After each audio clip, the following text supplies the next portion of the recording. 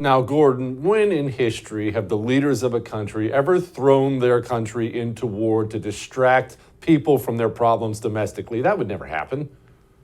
Of course, it would never happen, Jesse. Well, we shouldn't worry about any of this stuff. But yeah, the Chinese Communist Party is not only implementing the biggest military buildup since the Second World War, what it's also doing is getting the Chinese people prepared for war. I heard from a Chinese entrepreneur, told me that Chinese communist cadres actually visited him and ordered him to switch from civilian production, he's making medical products, to switch from civilian production to production for the Chinese military. And that these orders were given to other people.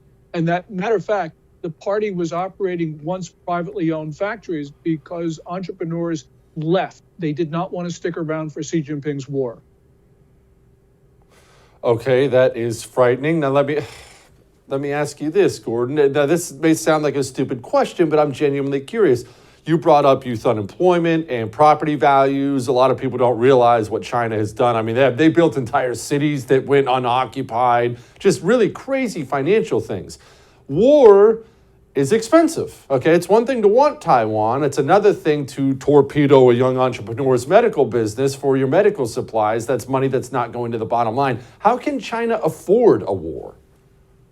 The question is whether Xi Jinping can afford not to have a war. If he, for instance, believes that the Communist Party's rule is at risk, and he feels he might die anyway, or the party might lose power, then he could very well roll the dice. We're facing a similar situation in Ukraine with a failing Russian war effort. Vladimir Putin feels he might feel that others would take him out. And if he feels that he's going to lose everything anyway, he might as well use his most destructive weapons. It's the same psychology. And remember, Vladimir Putin and Xi Jinping are as thick as thieves. So I think they probably share the same mentality. Okay, we'll get to the American portion of what I'm about to ask in a moment, but Taiwan, it's not some backwater tribe, right? This is a country that's very modern. I realize they're far from being China, but they certainly can make somebody feel the sting of trying to take them. Can they sting China? I know they can't stop them. Can they sting them? They can sting China. They could drag this out for a very long time, just like the Ukrainians are dragging out the Ukraine war. The question is, who's going to come to help them?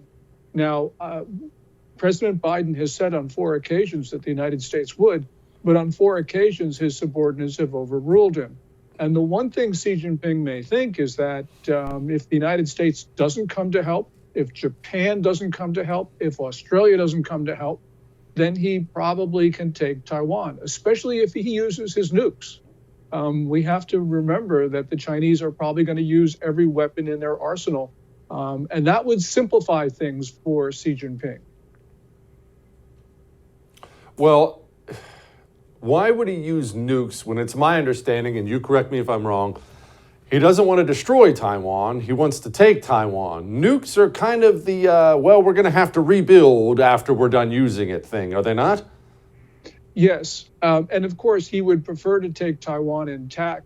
But we've got to remember that he wants Taiwan not because of its semiconductor fabs, or he doesn't want it because it's a vibrant society. He wants it because he feels it's an existential threat to Communist Party rule. The way he views it is it undermines the critical Communist Party narrative that the Chinese people can't govern themselves. Now, people in Taiwan don't consider themselves Chinese, but Xi Jinping does.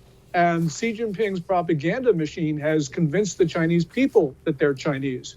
So really what this does is it goes to the heart of the Communist Party.